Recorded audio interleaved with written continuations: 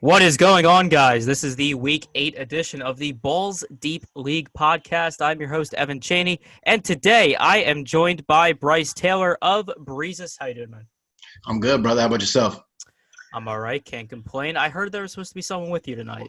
Yeah. We were talking off air. As you know, I don't know if you know, I do community service, so I sponsor people that are in and out of jail. My partner couldn't come, so he had previously been in jail, and he just recently got out, and he wasn't able to make it. So I'm not too sure exactly where he's at. Maybe he'll pop in, but hopefully the worst hasn't happened to him. Yeah, that's actually a pretty decent mugshot, I'm not going to lie. Yeah, he gets some rough ones out there. Yeah, he didn't look too terrible. It looks like probably weed, if anybody wants to see those eyes. Pretty close. Yeah, that's what I would guess. Yeah, if I had to guess. Yeah. All right, man. Let's talk about your team first and foremost. Sure. So, right, as we've been doing with everyone else, talking about your specific team and how we can kind of break it down for a season-long perspective. Yeah, for sure. Not just your matchup for this week. So, of course, I see here you have Jacoby Brissett and Marlon Mack. Yep. If we want to look at quarterback and running back situation. So tell me, I know we were talking off air before the show started. You did build a lot of this team via trade and free agency, things after the draft. So before we kind of dive into like a more micro level, let's look at this in a more macro sense and be like, okay. How did we get here, right? How did we get to this team we have now? For sure. And I'd like to say something was associated with alcohol, because I'd like to read you my initial team when I left the draft. I made a couple of trades in the draft, but I left with DeAndre Hopkins, Dalvin Cook, Marlon Mack, Mike Evans, Darius Geis, Drew Brees, Tariq Cohen, Marvin Jones, Dante Foreman, James Washington, Keneal Harry, don't even know how to say his name, yeah. Justice Hill, Carlos Hyde, Jimmy Graham, Broncos, and Vinatieri. So not a very good team. There's definitely been some rebuilding. Yes, yeah, I'm back. Although I would say if I were to keep one guy off that original roster, I'd say Stephon Diggs. I think we can agree on that. Mm-hmm. Although I guess we want to look at it this way. The Vikings didn't really want to throw the ball. Yeah, so I didn't have Diggs. I actually had Dalvin Cook, and Dalvin Cook. Yeah, I traded him recently. So okay. Yeah, I mean Dalvin Cook still. Yeah. Still viable offensive options, but you definitely wanted to get rid of the rest of that team. For sure. So I don't fault you with that, right? So, as I was saying before, so Jacoby Brissett, right? Yep. He's a very interesting fantasy prospect because we have all this data on him, yet we know nothing about him. Exactly. I feel like. Does he want to be a mobile quarterback? Does he want to be a pocket passer? I don't know. I couldn't tell you, honestly. Right? Is it a running? I don't know if it's a running team or what. Yeah, exactly. Right. You're hitting my next point. Right. It's not even just Jacoby Brissett. It's this entire team. Yeah. Don't know what they want to do. Now they have very good coaching. Right. They have Reich. They have Frank Reich. So yep. They have it there. I just don't. So that's where I'm at with it. I like Jacoby. Yeah. I didn't know if I liked him at first. I tried to trade. I've tried to get Wentz. I've considered Kyler Murray. I've considered the wire, and I have Minshew on my bench now. But Brissett's he's serviceable. He's getting it done. I'm gonna have to be smart about how I stream him. But ultimately, you hit the nail on the head for me. Frank Reich, he's the man. He's just the quarterback whisperer. So I lean on him to have a good game plan and at least get 2 touchdowns a game. So I'm with it. Yeah, again, if we want to look at this from a more long-term perspective, now through the end of the fantasy regular season, something has to click eventually. Yep. So I do like the idea of having Brissett there. Gardner Minshew, if we want to look at who to start at quarterback this week, you actually have a very tough decision to make, right? Do we want to play Jacoby Brissett in a somewhat worse matchup, or do you want to play the worst quarterback in a better matchup? Yep. All right. I would project them fairly evenly. ESPN is, I kind of tend to differ from them a little bit in terms of building models and crap, but I would say it's this close. Yeah. So it's going to come down to the wire with it. Yeah. I went to Denver for the Jags game and I saw Leonard Fournette run all over. I've seen a couple other teams dice the Broncos up, so they could be the Colts that run the ball next week or this week. So we'll see what happens. It's a toss-up who's going to be there. Yeah, we could dive more into that when we talk about your game for this week. Sure. But kind of just diving into Marlon Mack then, as far as season long is concerned, he's not the bell cow, right? Nope. He's not a bell cow back like a Kamara or a Cook or a Christian McCaffrey. But he's like you said, he's serviceable. I like the matchup this week, but I'm a little worried about him in the long term, just because you have Jacoby Brissett, but I don't think his games necessarily correlate with Marlon Mack. I feel like his games correlate better with Nyheim Hines. Okay. And I got the handcuff there. Yeah, I see. Yeah, I do see that. So I like that. That was very smart. Congratulate you on that. Thank you, sir. So yeah, we do go on down here to Devontae Freeman, who rest in peace, the Falcons. What the hell? Honestly.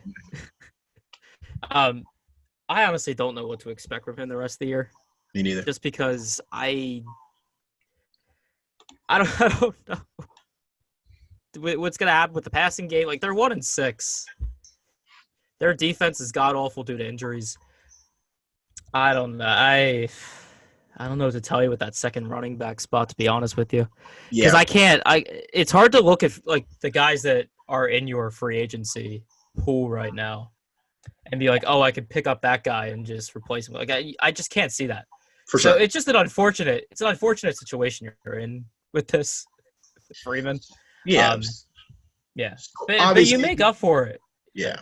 Obviously, if you go down the one spot, I know you're getting there. Only reason I have Kamara in the flex spot is just with his injury status, and I'll plug in either Jones or Jeffrey, and just depending on that status, and maybe I'll even move Kamara up and pop in Jones or Jeffrey in for one of those guys down at clutch time. But I hear you, man.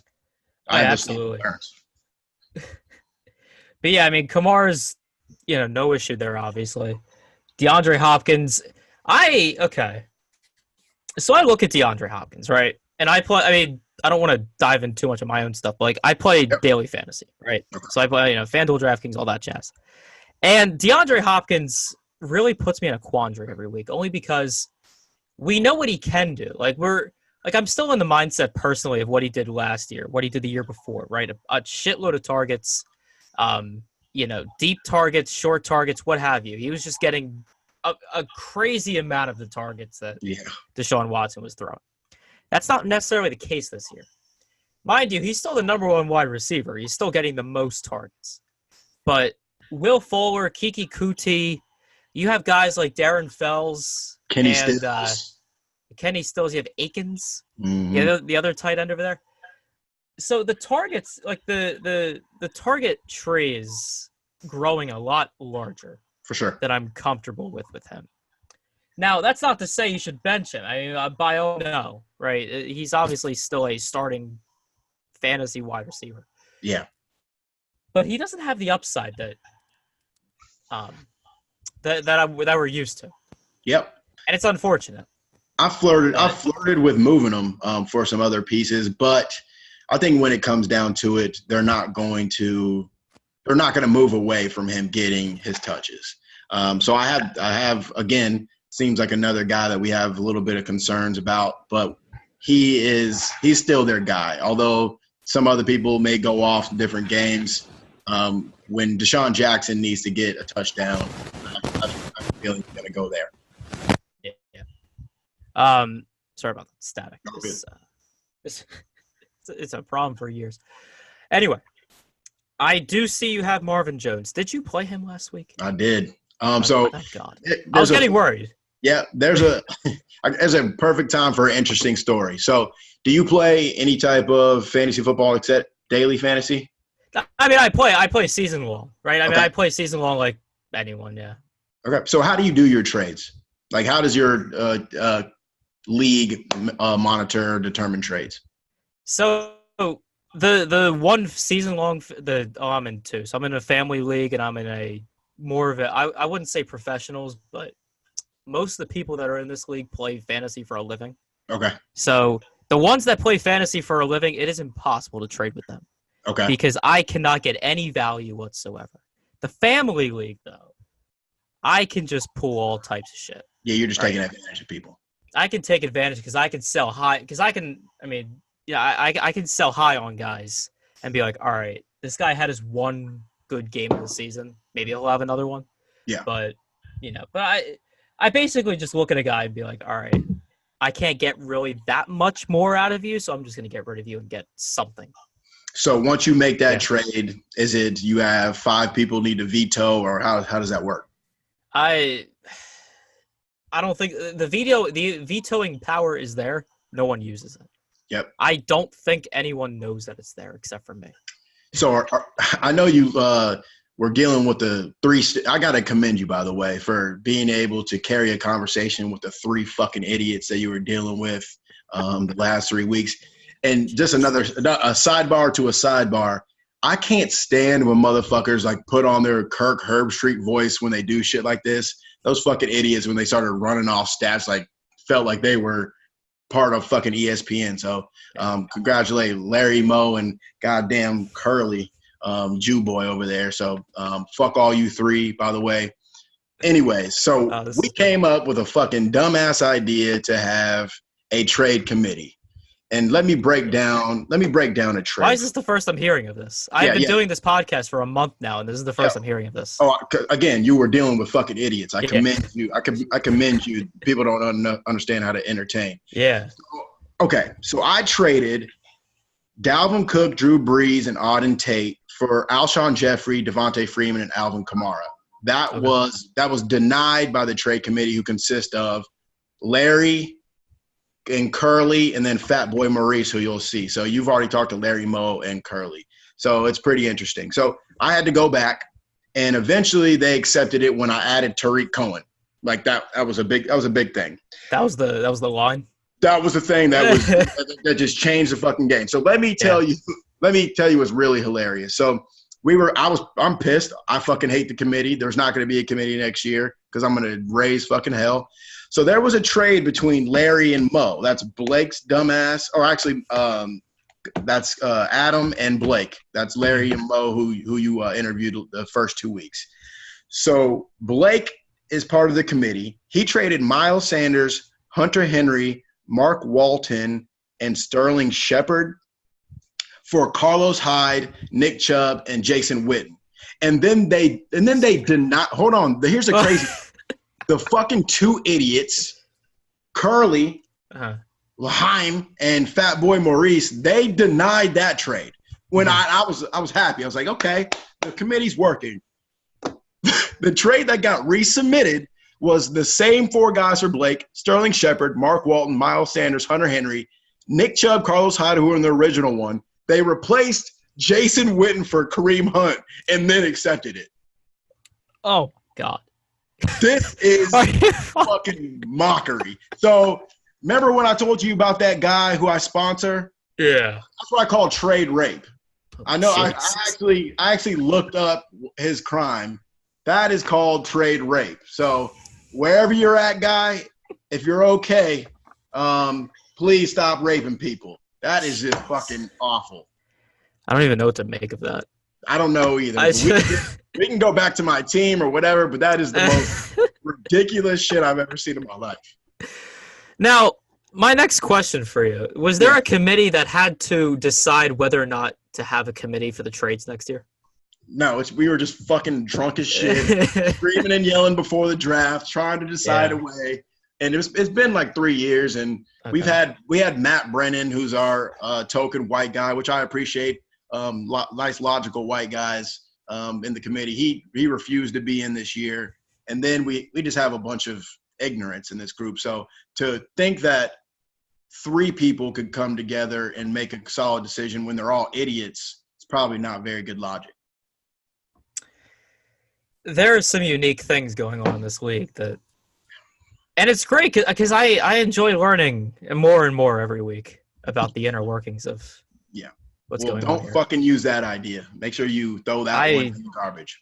I will make sure. No, I will make a note of that for future. I mean, so we can look at the rest of the team here. Perfect. I mean, Mike Evans, no issue. I would say maybe there's some issue with Chris Godwin taking targets, but that's been a thing all season. So Jameis Winston's a fucking issue. Who you guys talked about last week? Yeah, I don't get him, honestly. He's gonna keep throwing it up. So who cares? He's the first quarterback I've ever seen to win a game, throw four or five interceptions, and throw for almost 500 yards in the same game. Unbelievable. There's nothing that makes sense about that. And Twitter Jameis Winston Twitter is the most unique thing because the opinion just changes so drastically. Like the same people will say he's the greatest quarterback to ever grace the game of football. Yeah. And then the next week they will trash him. It just doesn't make sense. It doesn't. And I feel bad for Bruce Arians, and I feel bad for Dirk Cutter, who lost his job. I feel bad for Byron Leftwich, who's a former Jaguar who fucked me over and over again. I feel bad for all those guys that have to deal with Jameis all the time. Yeah, it's like dealing – you know how that feeling – you know that sound you just made about That's exactly how I feel about Monroe. Every single time this fucking guy texts me, I'm like, this fucking retard. See, now you're putting me in a precarious position because he sends the money. I know. He pays the bills. He pays the bills. I'll pay. Because like I said, you're a very intelligent guy. I'm impressed that you've been able to deal with all these idiots. I try my best. So if I need to pay, I think Blake offered. That's my little brother. I'll go in half since he's rich. Jeez. I'm glad I have the support of the league. That's all I wanted. That's all I wanted in my life. Yep, you're in. So yeah, we can quickly just run through the rest of these guys. So Zach Ertz. I mean, I'm an Eagles fan. I'll admit that, of course. Okay. So the Eagles just piss me off at this point. Sunday was maybe one of the worst football watching experiences I've ever had. Yeah. And I guess this is the price I'm still paying for the Super Bowl. For sure. And for Bryce Harper. You're praying for Bryce Harper, too, if you're a Phillies fan. The Phillies are just there. We can have our own podcast about the Phillies. Yeah, for sure. My one thing, and I'll just make this quick. For sure. They love to talk about analytics, but they make the worst analytical decisions I've ever seen. Like I need to. Yep. I need a drink after just thinking about it. So yeah, let's dive into your matchup for this week. Perfect. So you are going up against. Why do I not have that? Off constantly. Constantly. Okay. So you're going up against JT, and I haven't tracked this, but I think, off the top of my head, I think the people that come on the show, and I break down the matchup here, I think they're like 2-1, 3-1. Okay. Yeah. So I'm feeling good. This is automatically something good for you. I love it. You automatically have an advantage. So let's look in here. Look at quarterbacks first. So we'll look at Deshaun Watson, Jacoby Brissett. This is the worst part because I hate looking you in the eye and telling you that you have a little bit of a disadvantage here in this spot, but agreed. Kind of do. Deshaun Watson's my number one quarterback on the week. So you think he's going to torch the Colts this week, huh? He's playing the Raiders. Colts was last week. Oh, excuse me. Yeah. Yeah. That's sorry about that. No, you're good. Can't fault you for that. I think I've made that mistake at least a few times. Yeah. Shows. I'm trying to scroll through to get to my fucking matchup. So yeah, no. Take your time. But yeah, Deshaun Watson definitely over Jacoby Brissett. I can't even. Okay. Easy. So Marlon Mack going up against LaShawn McCoy. This is where things get a lot more interesting. Because you have two very poor run defenses. And you have some decent running backs. Now, I'm not sure the usage. Now, he has both Damian Williams and LaShawn McCoy. So he has both edges here. Yep. LaShawn McCoy's probably going to get a little more usage. That's where the Chiefs have been kind of skewing toward. But yeah, where I kind of prefer you here with Marlon Mack over LaShawn McCoy is that Marlon Mack definitely gets more carries, right? If we're talking about, if for whatever crazy reason we were playing some type of weird game where, we were talking about running back committees that we were rostering versus individual running backs, I might have to say Kansas City over Indianapolis, but As far as individual projection is concerned, I like Mac a lot more than both McCoy and Williams. Okay. No matter who he puts there, assuming we're talking about a Kansas City running back, I'm gonna just say Marlon Mack. All right, so 1-1. Devontae Freeman v. Ty Johnson. I didn't think at any point in my life I was gonna struggle to decipher this one-on-one, but here we are. We just don't know what the fuck the Falcons are gonna do. So no, and I don't even know what Ty Johnson's gonna do. Me either. I have a feeling that after 4 touchdown catches with Marvin Jones, not that he's going to go to Marvin Jones. They still got Kenny Galladay and they got Hawkinson. I think they're going to start trying to throw. Stafford loves to throw the hell out of the ball. And I didn't watch. I was actually on a flight on the way home during the games. So I don't know what Ty Johnson did after Kerryon got in the game. I was watching Red Zone, so it was kind of just bang, bang, bang. Mm-hmm. I saw nothing of Ty Johnson. I'll be honest with you.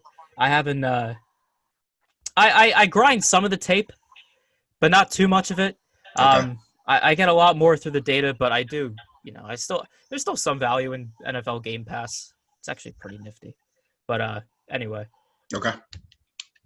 I don't know why I just flexed like that, but I did. Yeah, you pay. I know what you're doing with the check we keep giving you every week. Yeah, these are all business expenses, Once the IRS comes knocking at my door, I say, hey.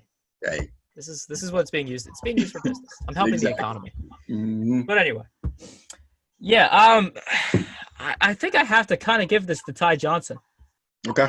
Because the only thing here is I feel as if Detroit is definitely going to be in a more run-heavy situation, especially if we're talking about the second half of the game. Right. When we're talking about the Atlanta Falcons going up against the Seahawks, I don't think the Falcons are going to be running the ball a whole lot, if I'm going to be honest. Okay. Right, and Devontae Freeman hasn't seen a whole lot of action in the pass game.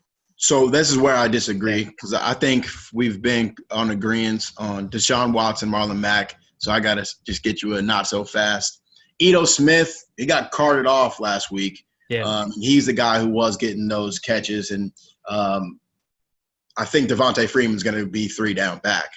He'll be the guy that will be in the passing game, or there'll be a threat.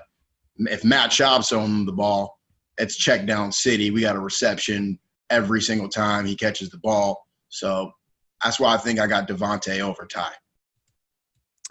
Yeah, I mean, I understand the point, right? I'm not disagreeing with you.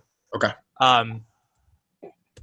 But I just find it difficult to think that Freeman's going to get a ton of opportunities. Okay. I understand. I get where you're coming from, right? Ito Smith's hurt, whatever. But I just noticed just this reluctance to use Freeman recently. And I don't know why. This could be age, the injury history, crap like that, right? They paid him, so they need to use him. They did pay him. Yeah. I don't know why, but they did. Me neither. Anyway, so we'll go down to Kamara v. Keenan Allen. Now, I saw a practice report today that Keenan Allen hurt his ankle in practice today. So he's certainly going to be questionable. But that means we get to see Joe Mixon back in the mix. I'd love to see that. No, I'm just giving this to Kamara at this point. Yeah. I can't even a healthy Keenan Allen in this matchup, I can't trust him right now. Yeah. So definitely Alvin Kamara. DeAndre Hopkins v. Michael Thomas. And this is kind of an unfortunate thing for you because it is. Michael Thomas will, of course, cipher away opportunities from Kamara. So it's really just going to be one or the other. Yep. So Hopkins v. They're both in really good spots. I'm not going to lie. And I have the Watson versus Hopkins. He's got Watson. Oh, yeah, the leverage there. Okay, so you do have leverage in that situation. Yeah. Patrick Peterson's back. So yes, he is. Going to have to say Hopkins. I like that. Patrick Peterson's just going to shut Michael Thomas down for the most part. I mean, I don't know. Realistically speaking, that's just how the game plan is going to work out. And Peterson's coming off all the PEDs, so he's juiced up. He's healthy. Roll. Yeah. He hasn't played yet, so yeah, he's gonna shut down Michael Thomas. I don't even think it's close. There we go. So yeah, Mike Evans v. Kenny Golladay. This is a tougher. This is definitely gonna be a tough one. I have to say Kenny Golladay, unfortunately, just because the Tennessee Titans have actually played. If we're gonna look at Pro Football Focus, Tennessee is actually top 10. Yeah, they're great. I mean, and I hate to say it as a Jags fan, their secondary is excellent. Yeah, so I really just have to give this to Kenny Golladay because I see nothing on the Giants that is going to stop him from doing whatever he wants. Then that's where I'm considering a Marvin Jones insert instead of Mike Evans or a Alshon Jeffrey. So I'm considering honestly, to break them down. Whoever wins that matchup is Matt Stafford's decision. Yeah. So, yeah, I mean that's what we could talk about too. I mean, if you want to like switch Kamara and Freeman, that running back in the flex spot, and then put in Marvin Jones, I do feel like you have the ultimate leverage play. That you can create for yourself, right? Because obviously only one of these two guys are going to do well, and I feel like it's worthwhile to take that risk and be like, all right, Marvin Jones. If Marvin Jones has a good game, you want to reap the benefits. Yep. Right. So I do feel like that's the move you should make. Of course, it's your team. You do what you want, but thank you, sir. That's the move I would make. Ertz v. Ingram is a tough one. Fucking for all the wrong reasons. Yeah. This is a tough decision for the wrong reasons because I look at these guys and they're two of the top 6 because there's really just 6 tight ends in my mind that I feel like dominate in terms of fantasy scoring. Yeah. But these two have just been absolute duds lately. So it's hard for me to pick a guy, but I'd have to maybe give an edge to Ingram just because this Buffalo defense is actually really good. Detroit is just slightly overrated in my mind right now. So I just have to give this a slight edge to Ingram. I'd say go ahead. Just real quick, I just traded for Zach Ertz. I traded Hyde and Witten for Ertz.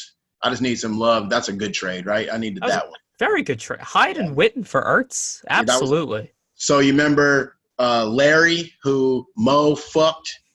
Actually, it was Larry who fucked Mo, and then Curly is the one who approved the trade. But it was Adam, the guy at week 1. If you have any time, look at his team the week that you talked to him, and then look at his team now. It's just embarrassing. We can stop going through my matchup right now, and if you want a good laugh, we can look at Adam's team. The guy just blew up his own team. It's pretty terrible.